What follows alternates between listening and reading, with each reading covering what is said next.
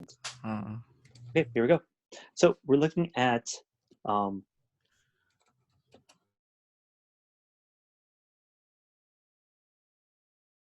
question number 2 here, and a couple of things. Let's just read it.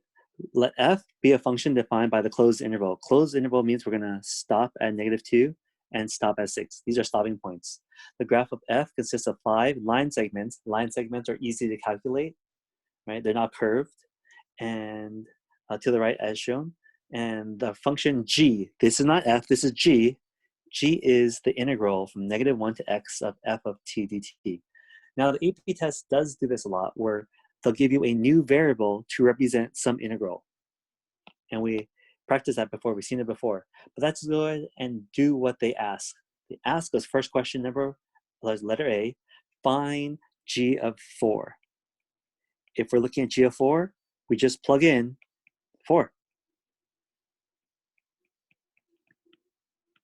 Now, if you remember, the integral is another way of saying cumulative change, in a sense, area underneath the curve. But sometimes teachers don't like saying the word under curve. Maybe what if it's above the curve?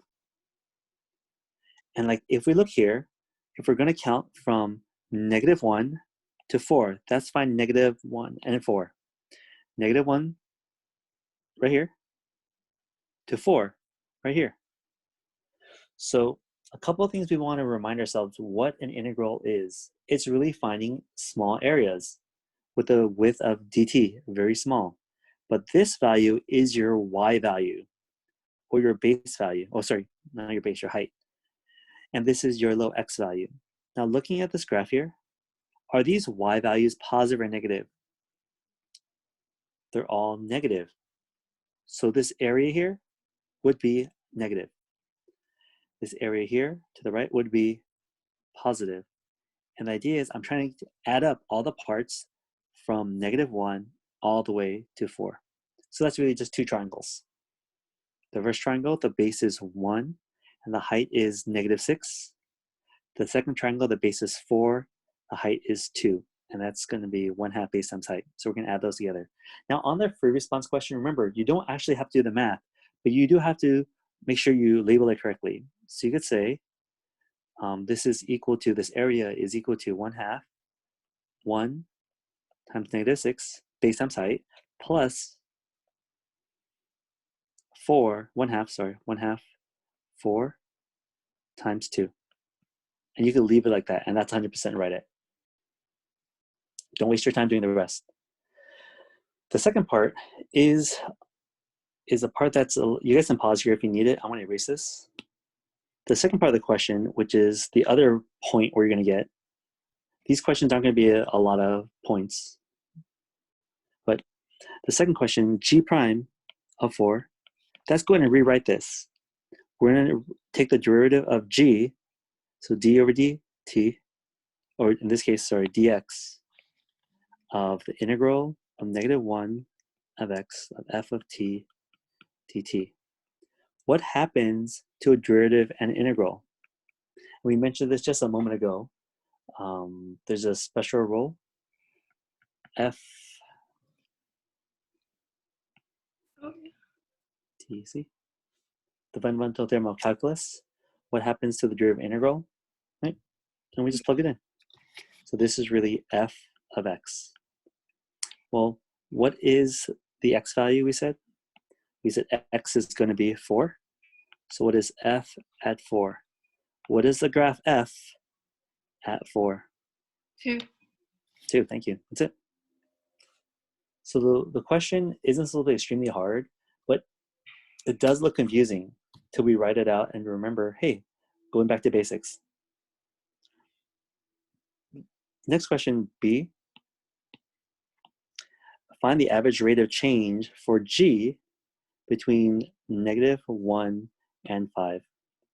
So average rate of change is, it's a rate, okay?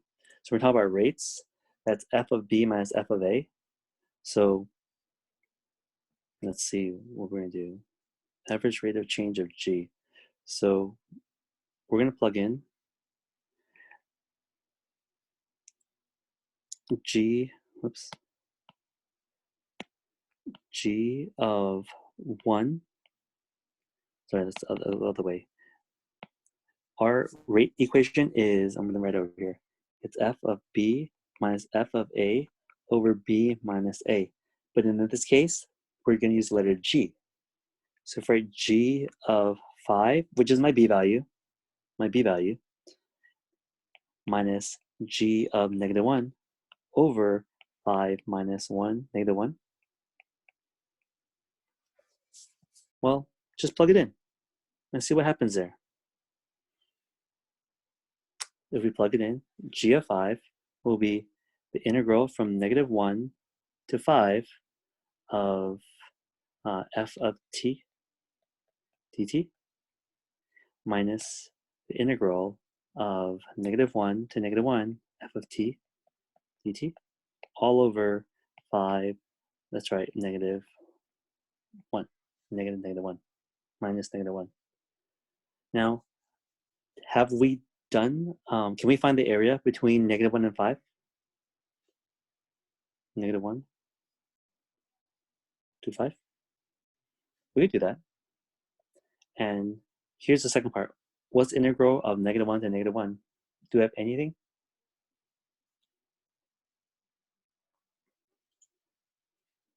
Yeah. That's going to be 0.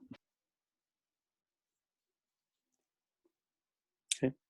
So it turns out it's just really this divided by that.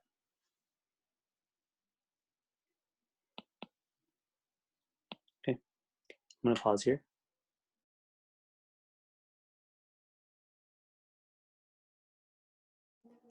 Okay, we're looking at C now. Find the x-coordinate of any point of inflection g between -0.5 and 6. So let's find where -0.5 is. -0.5 is here, and 6 is here. It'll go all the way to the end. And what is a point of inflection? Is that the first derivative or second derivative? Right, think about it. Point of inflection is the first derivative or second derivative.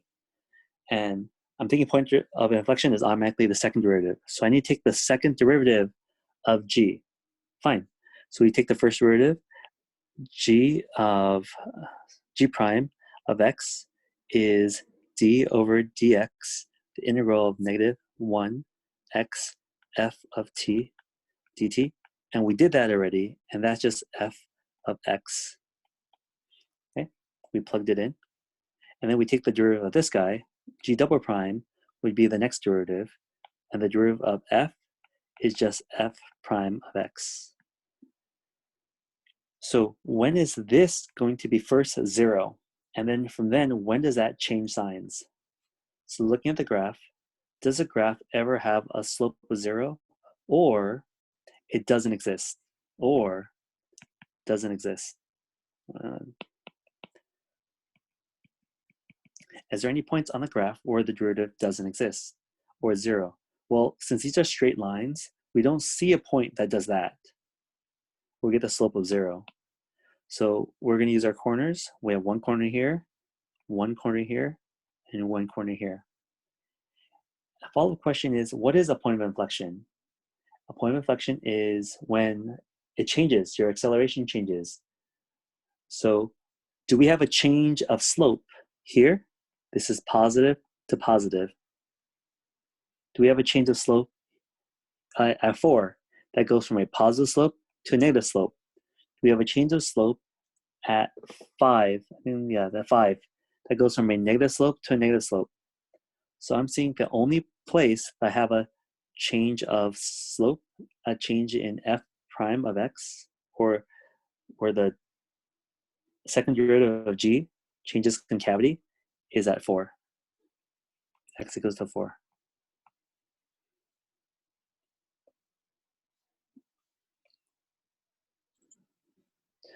Okay, D, find the absolute value of G. Yeah. Oh, okay, find the absolute value of G between -2 and 6. So -2 and 6, starting at -2 and 6. So find the absolute value of G. Explain your reasoning. Find the absolute value of G.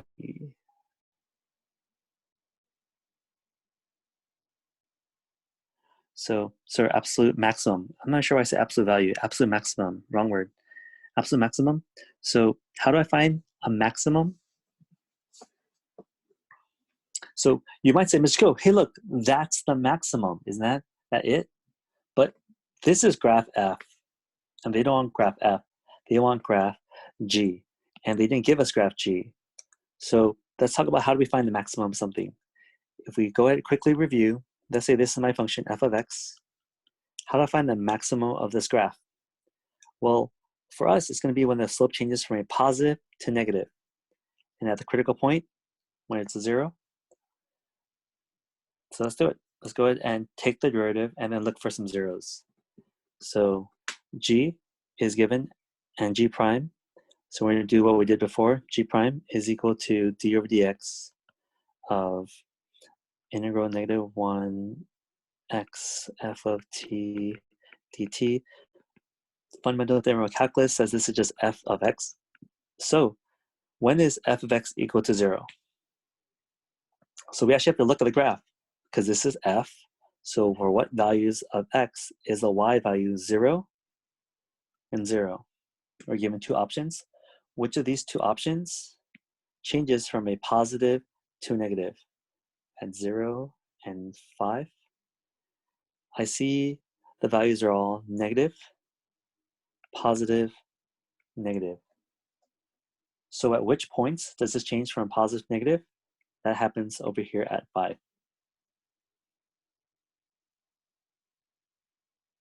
So the problem now is this isn't the answer. They ask you, what is the maximum value? So now that we know the x value, we now have to actually plug it back in. What is g of 5? What would that value be? So g of 5 would be the integral from -1 to 5 of f of t dt. And then that means the area from -1 to 5. And I feel like we did that already. So it's going to be, this was -3.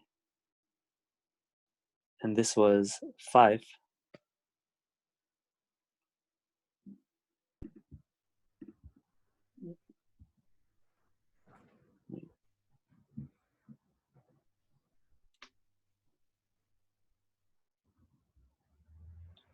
Oh, whoops, I'm sorry.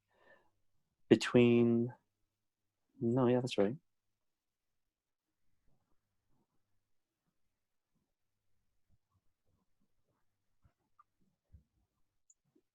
So we have this part here. That's going to be, we said that was 2 before, but they want us to find out, that's this section here.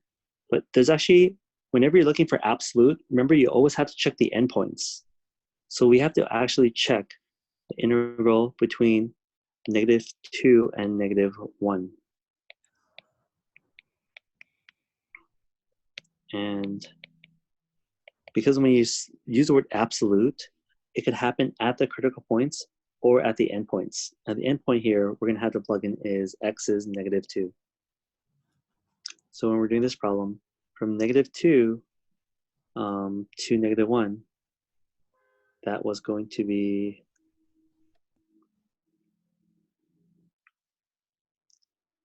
see, it's going to be, wait, I'm sorry. I wrote this backwards. And this is the part where it's going to mess me up. It's from -1 to -2. But unfortunately, our order here is not the right order. So you actually have to rewrite it. This is equal to negative, sign for flipping it, from -2 to -1 of f of t dt.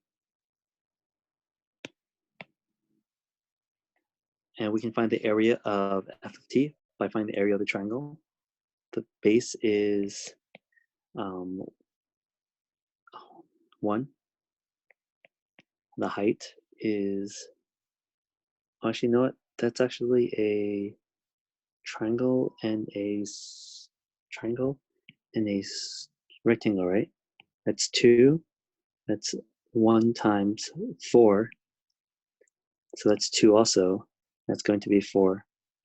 Sorry, erase this. That's going to be -4. Because this is 2 and that's 2, adds up to 4 being negative. and negative is a positive 4. So which is bigger, the 4 or the 2? Turns out the 4 is our max.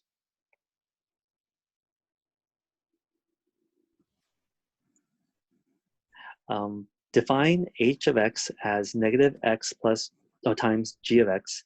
Determine if there is a relative minimum or relative maximum, or neither for h at x equals to 2. Justify your answer. Okay, so we have a new function, and to find relative minimums and relative maximums, what do you think that pertains? Is that going to be a derivative or integral? Hopefully you guys are saying derivative. So these are the hint words: relative max, relative min. So relative max, relative min, plus minus or minus plus at critical points, or neither. And so let's go ahead and just follow through with that.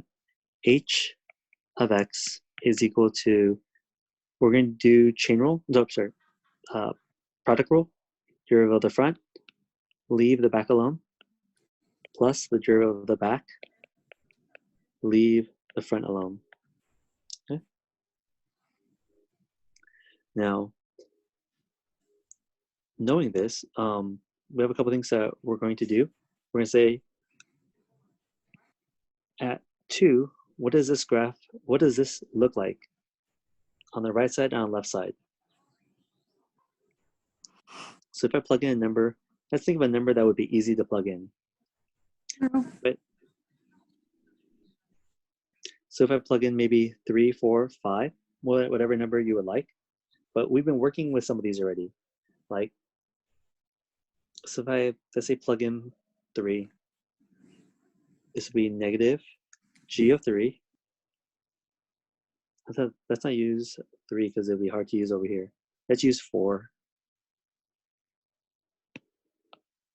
So let's try 4.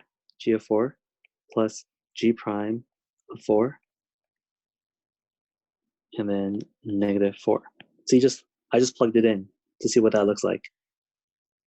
So g of 4, the area between negative 1 and 4, do you think that's going to be more positive or more negative?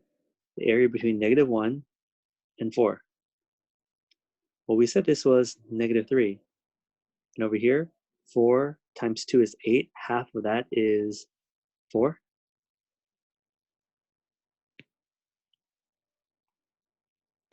Right? This triangle, that's going to be positive. So that's going to be more positive. So we know that's going to be a positive number, plus 1, let's say. And then don't forget the negative in front. Sorry, of f of t. This becomes a negative 1 plus, what is the derivative at 4? We said this is the same thing as me writing f of 4, because d over dt, d over dx, I'm sorry, integral, I'm just copying this function here.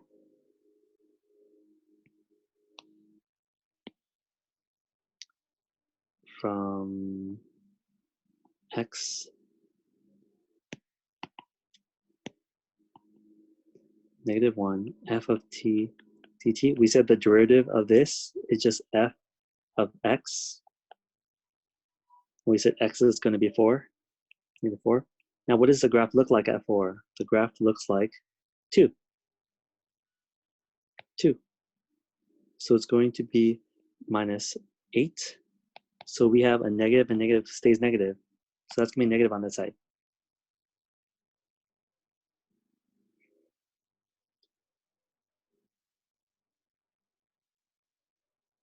On the other side, we can plug in whatever number that's easy. Let's plug in 0. So if I say h prime of 0 is, sorry, this h prime of 4. H prime of 0 is negative g of 0 minus g prime of 0 times 0. Since this is 0, goes away. What is g at 0? Negative integral from negative 1 to 0 of f of t. That's going to be a negative 3, like we said before. from -1 to 0, that's -3. It's going to be a negative of negative is a positive. So we know the graph goes from a positive to negative. So does that look like a max or min? Looks like a max. Now, this is a way that works. But there's another way. What if I told you that the graph was concave down? If the graph was concave down, could you tell me if that critical point would be a max or min? What if it was concave up? Could you tell me if that critical point would be max or min? Well, that's first test. So this is another way of doing it. Test if it's a critical point at 2. So h prime at 2 is equal to negative g at 2 plus g prime at 2 times -2. Okay, I'm just writing the same problem with the 2 there. Okay, so this would be negative integral from -1 to 2 of f of t dt on the right, plus g prime at 2. We said that's really just going to be f at 2, -2. What is the area between -1 and 2? Let's go back and look. Let's do some counting. From -1 to 2, -1 to 2. This is base and height. 2 times 1 is 2. Half of 2 is 2. 3, -3 plus 2 is -1. That's just -1 plus, what is the value of 2? Wait, I make a mistake there. Oh, that's a positive 1, I think.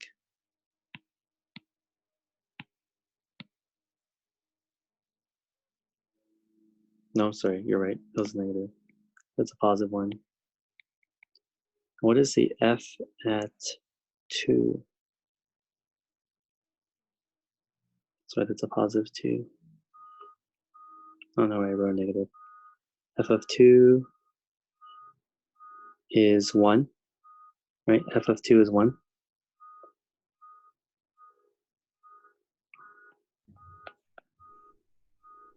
I made a mistake here. Where did I make a mistake? You wrote -2 because it's times negative x g prime of x. Oh, there's a negative there. Sorry. Like it was supposed to stay as Yeah, negative. it was supposed to be negative. And so then this would have been a -2. And then what did I mess up here? Negative g of 2. We plugged in 2. And that looks like, should be right. 2. That's 1. 1 times 2 is 2.